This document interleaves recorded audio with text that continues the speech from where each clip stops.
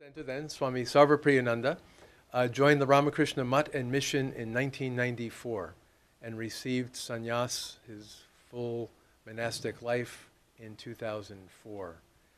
Swami has served the Ramakrishna Mutt and Mission in various capacities, some of them quite administrative, being a vice principal of the Deogar Vidyapith Higher Secondary School, principal of the Shikshana Mandira Teacher Education College at Belur Mutt itself, and indeed the first registrar of the Vivekananda University at Belur Mutt. We had a speaker here a few weeks ago from Bengal who turned out to have been a student when Swami was there as the registrar, so these worlds connect. And just before coming to America, Swami served as an acharya of the Monastic Probationers Training Center at Belur Mutt, which is the very center of the Ramakrishna tradition. When he came to this country, he first served as assistant minister at the Vedanta Society of Southern California for 13 months, beginning in December of 2015. And then he became the minister and spiritual leader of the Vedanta Society in New York and assumed his duties there in 2017. And as he told me yesterday when I visited the center there, it's one of the oldest centers in the world. It's a very distinguished center, a beautiful brownstone building on 71st Street by the park in Manhattan.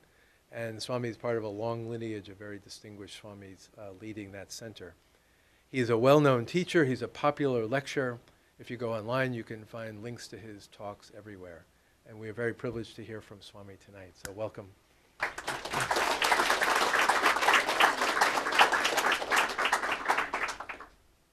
Namaste and good evening.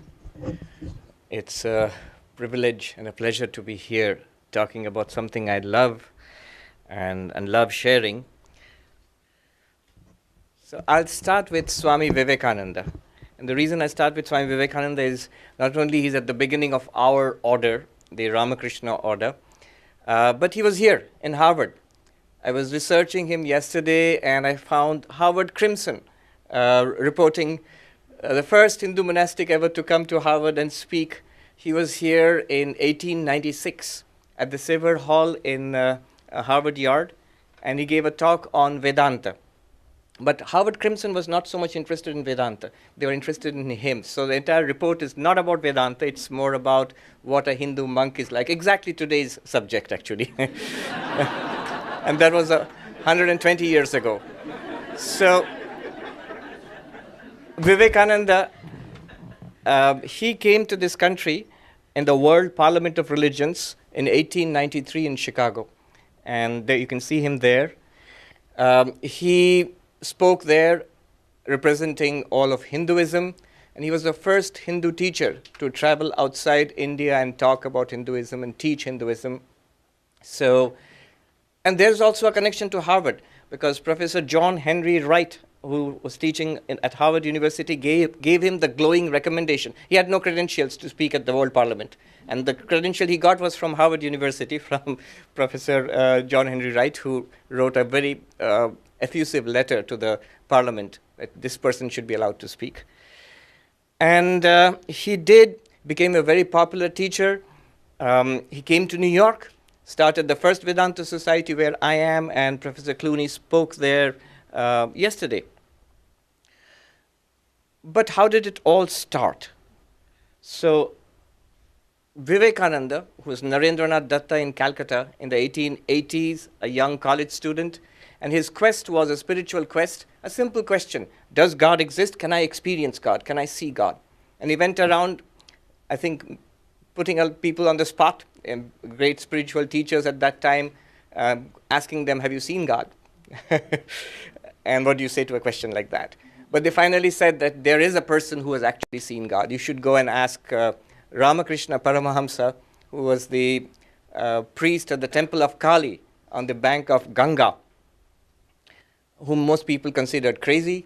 Some people considered to be God realized. A few were beginning to talk of him as an incarnation of God. So anyway, Vivekananda, later Vivekananda, Narendranath at that time, goes to Sri Ramakrishna and asks the question, have you seen God? And Sri Ramakrishna actually replies in the affirmative, yes, I have seen him. I have seen God the way I see you, and you can see God too. And so Narendranath found his guru and on his path to becoming Vivekananda. He came to this country, again inspired by the idea of spreading what he had acquired, the spiritual realizations he had acquired. In fact, the entire heritage of Indian spirituality, as he put it, 5,000 years of spirituality. He wanted to open it up to the world. And so he found a platform here in the World Parliament of Religions in 1893.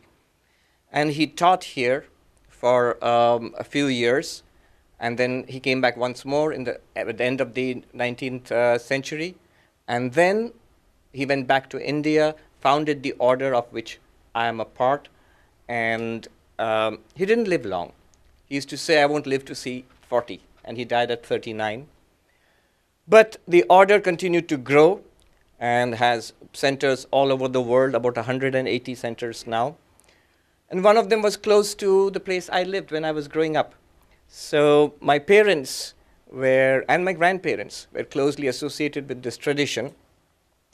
And I used to go to the ashram, which was close to our house, and I grew up maybe the last generation before internet and cable TV.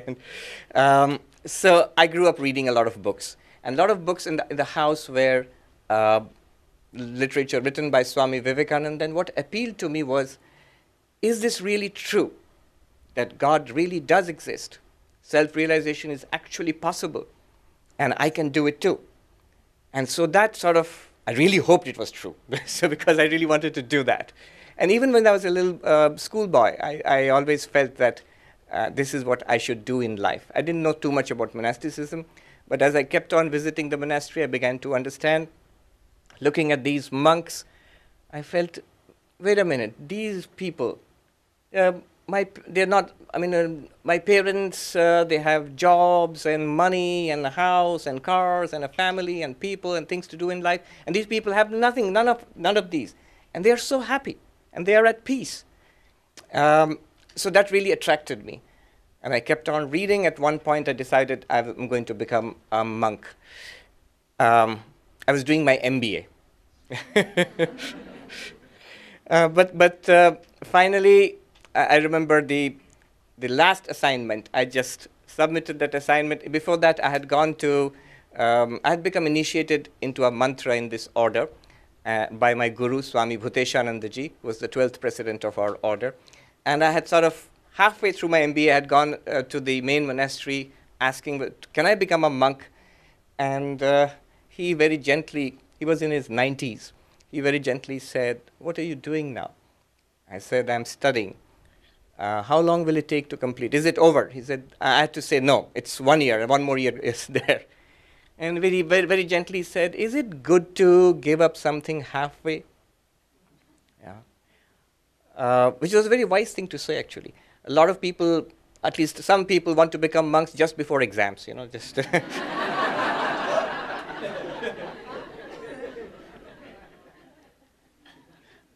I was doing some research for a midterm paper, Professor Clooney's paper, and I found in the Imitation of Christ, it says, on the day of judgment, we shall not be asked what we have read.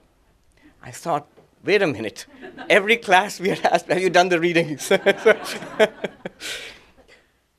So I did go back and finish my studies, and then I became a monk in the order. And what do I find? What is this order all about? And this is very useful to understand the entire teaching of the order. This is the logo, the emblem of the Ramakrishna Order. Swami Vivekananda actually designed it in New York. Somebody came to him and asked, we need an emblem or a logo for a publication. Could you suggest something? And the description is he took a napkin from the breakfast table and scratched something, drew something on with a pencil, and tossed it across the table to the printer and said, draw it to scale. And that became the emblem of our order. Now, what does it mean? It's packed with symbolism. The swan there represents the Hamsa, the symbol of the infinite, the absolute, of God, if you will. And the goal is to realize God. And how do you do it? The sun rising in the background symbolizes knowledge, spiritual knowledge. Jnana, and it stands for Jnana Yoga, the path of knowledge. The lotus in the foreground stands for devotion or love. So Bhakti Yoga, devotion to God. The wavy waters symbolize work, action in the world. So a life of service and doing good to the world, Karma Yoga. And the serpent encircling the whole thing symbolizes yoga, the yoga of meditation. Dhyana Yoga, or what Swami Vivekananda called Raja Yoga. And the idea is by harmonizing all of these, by practicing all of these, one attains to the vision of God. So in the order, if you look at the life of a typical monk of our order, you will find it's divided into meditation and study and service and devotional acts. So early in the morning, we would get up in our training process in the main monastery in India. We'd get up at just like that, 3:40 in the morning. A bell would ring, and believe me, you heard it. They would make sure that you heard it. I remember, I don't know, a senior Swami sitting here. I don't know whether I should share these. I remember there was one time one of the novices got so exasperated with the 3:40 a.m. bell that he actually hit the bell. But the person whose duty it was to ring the bell was very resourceful. So he took out a big steel plate and a steel cup and banged it all over the monastery, which was worse, actually. I remember in our training period, 2 years of intensive study at the main monastery, we had 26 bells in 24 hours. And the most disliked one was the one at 10:30 p.m., which told you to go to sleep. Now, if you're already asleep, that was a very irritating bell.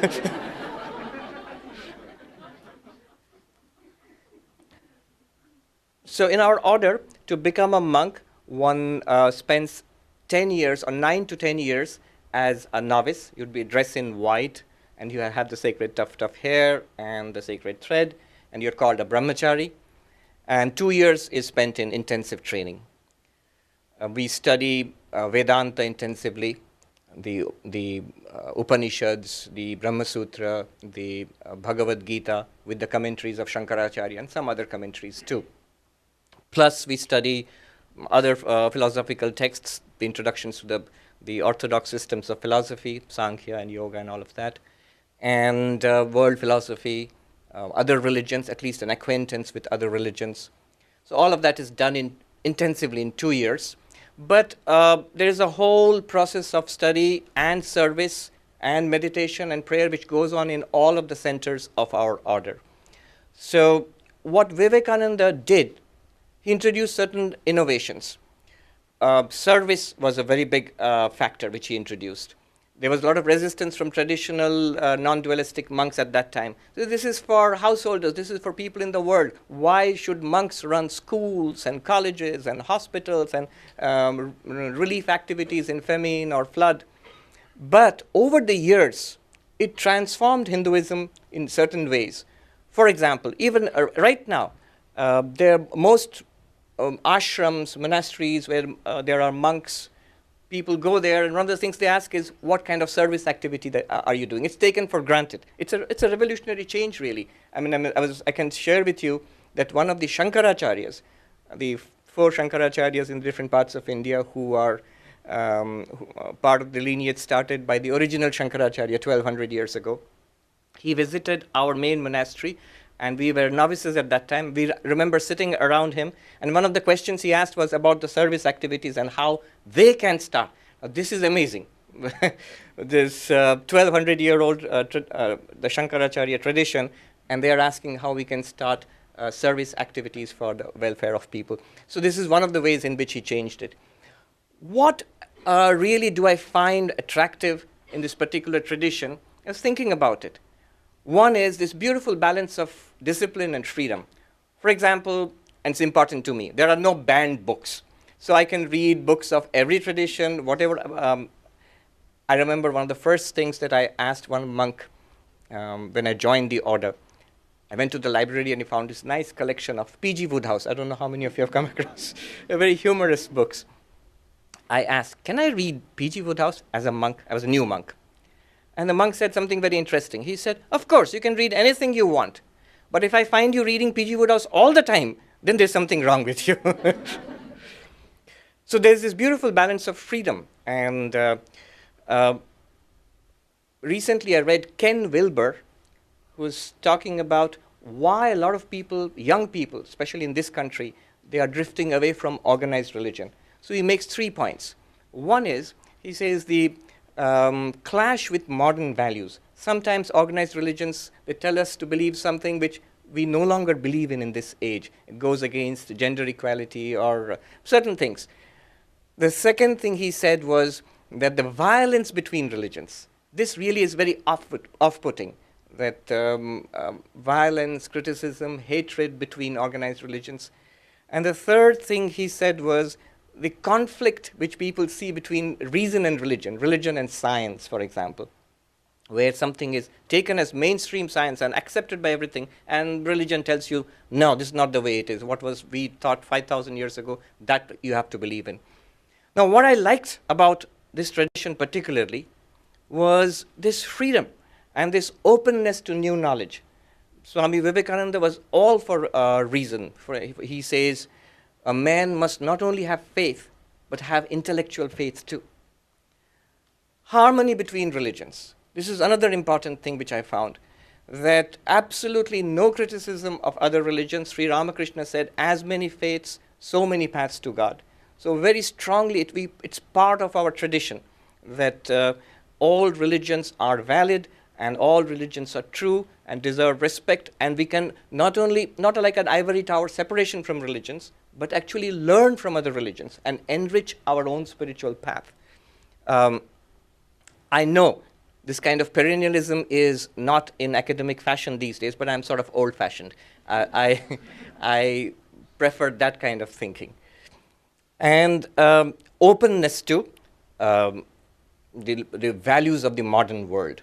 So this gender equality, we have a separate order for women. Swami Vivekananda thought about it more than 100 years ago. At that time, the burning issue back in India was widow remarriage. Should widows be allowed to remarry? So there was an Orthodox section who said, no, this is against religion. There was a Reform section who said, yes, they should be allowed to remarry. And Swami Vivekananda's answer was very typical. They asked him, which side do you fall on this issue? He said, why are you asking me? Am I a widow? They were surprised. No, but you must have an opinion on this side or that side. And his answer was amazing. He said, give freedom and education to women and let them decide what they will do, whether they will marry or not marry. This seems rather bland, but many years ago, I heard a historian in one of our institutions giving a talk. This lady, she talked about that issue 100 years ago, widow remarriage, and she said, it's amazing that a question which is so obvious to women, no man ever thought about it. There was one woman writer at that time who wrote, saying that I hear certain men telling me I'm free to remarry, and I can hear certain other men telling me I'm not free to remarry, but nobody ever asks me what I want. And if I'm asked, I would say, I want the same freedom that men have. I want education and freedom. You see how Vivekananda, he just felt the pulse of what was really needed. So all of these ideas, I found it very appealing, actually. Here is a beautiful picture of the monks of our order taken a few years ago in front of the main temple. This is the temple of Sri Ramakrishna in India. So after 10 years, you take the orders and you become a monk, and your daily life is this harmony of meditation and service. In India, of course, we have a lot of service activities, schools, colleges, hospitals, even a university. Here, our service activity is basically teaching. Teaching, very interesting. The whole idea, there's no idea of conversion, that you have to be converted into from Christianity or Judaism into Hinduism. Absolutely nothing. I'm in that center, the first Vedanta society, 125 years. It's been running there. And if today somebody comes and asks me, I want to be converted into something else, I wouldn't have the first idea to do, know what to do, you know. So the idea is to teach these principles of harmony and high spirituality and let people broaden their approach to spiritual life. And then, so there is this meditation and study and service activities there. I have been in a school, I have taught school children, been an administrator, as Professor Clooney said. Devotional activities, prayer, there is singing. I'm a very poor singer. So but and ritualistic puja. You will find all kinds of ritualistic pujas going on in Belur Math, and you will find ashrams like there's an ashram in the Himalayas, in a place called Mayavati, with absolutely no ritual at all. You're not even allowed to bow down in front of a picture. So all of this tremendous variety of approaches to spiritual life you find in this order. It's again something that's very attractive to me. I could go on, but we will talk about it in the Q&A. Thank you very much. Thank you. Three of you are representing different orders of Hindu philosophy and Hinduism. And one of the goal is achieving harmony and inner peace, and ultimately moksha or realization. Do you feel all the years you've spent till now, are you leading towards that path? I'm not going to ask you, have you seen God, but do you feel, are you in the right path, and what all the audience can get from that?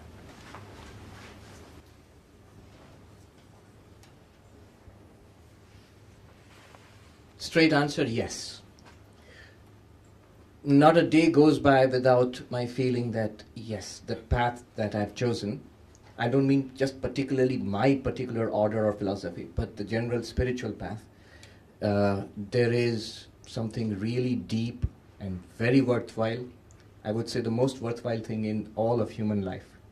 And it's not just for monastics are specialists, but it's for everybody.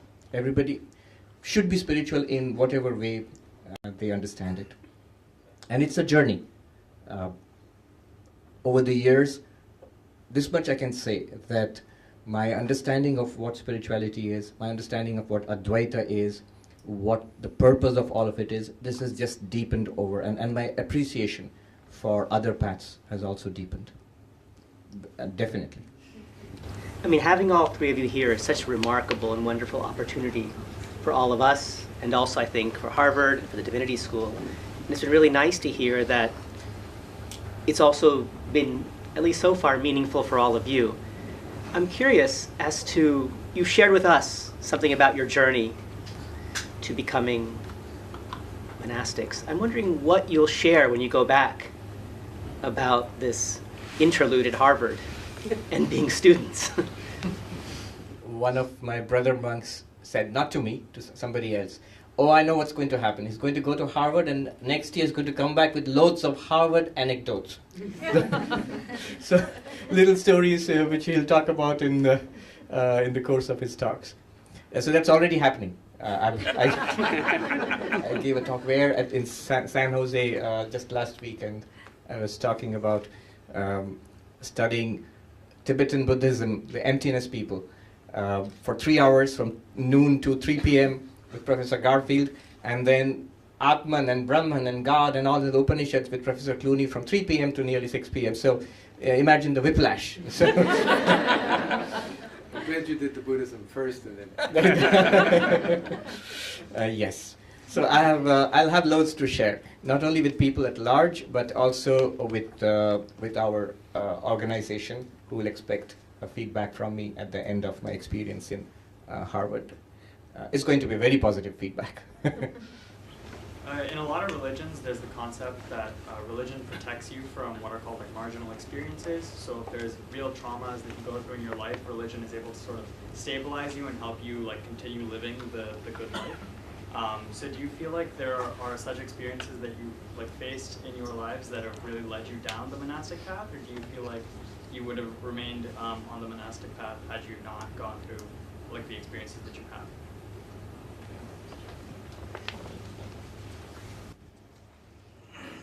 This is an interesting question. I've actually taught monastic novices for about 8 years, so hundreds of young men who want to become monks.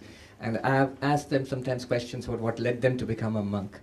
And the answers I get neatly fall into two categories.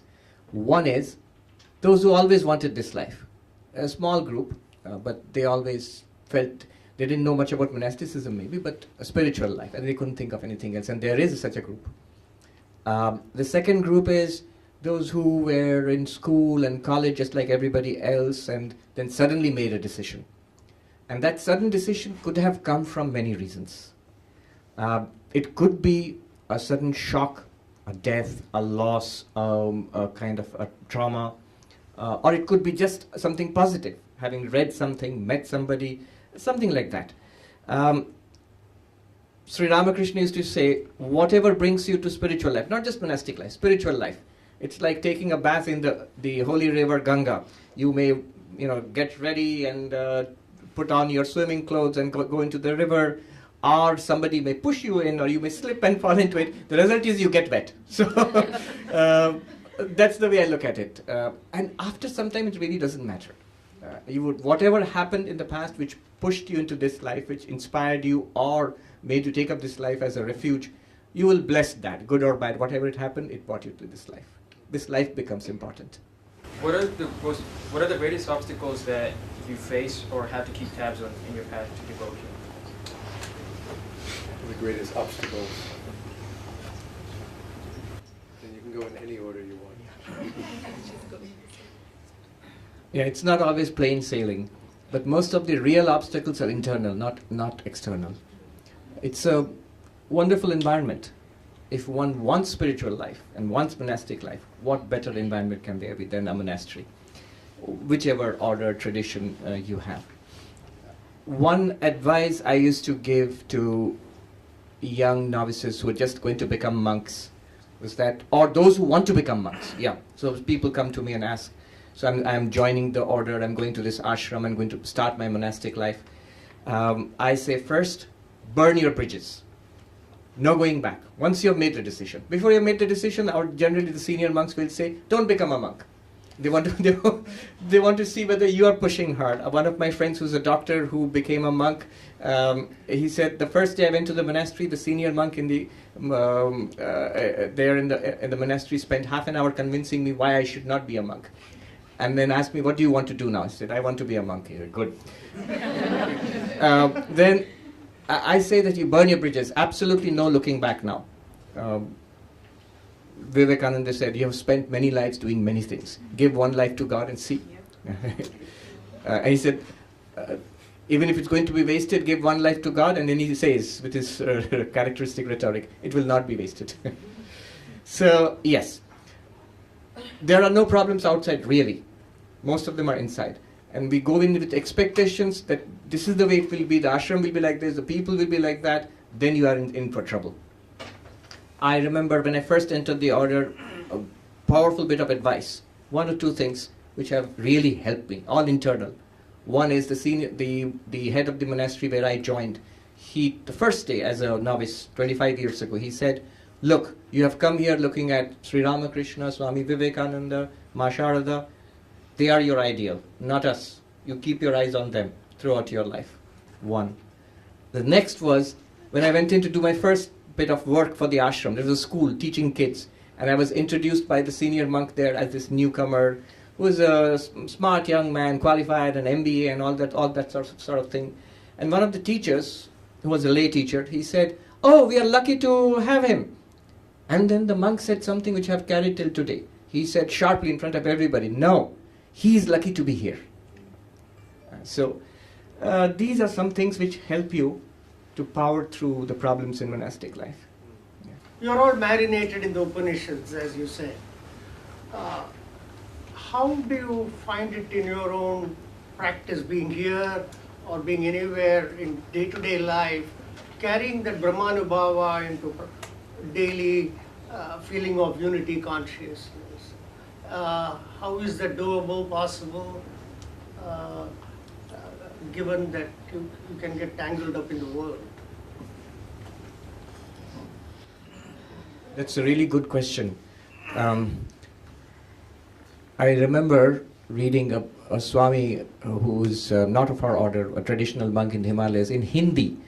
He says, वेदांत प्रतीति को मिटाने के लिए नहीं है, वेदांत आपको व्यवहार में निर्बाध बनाता है.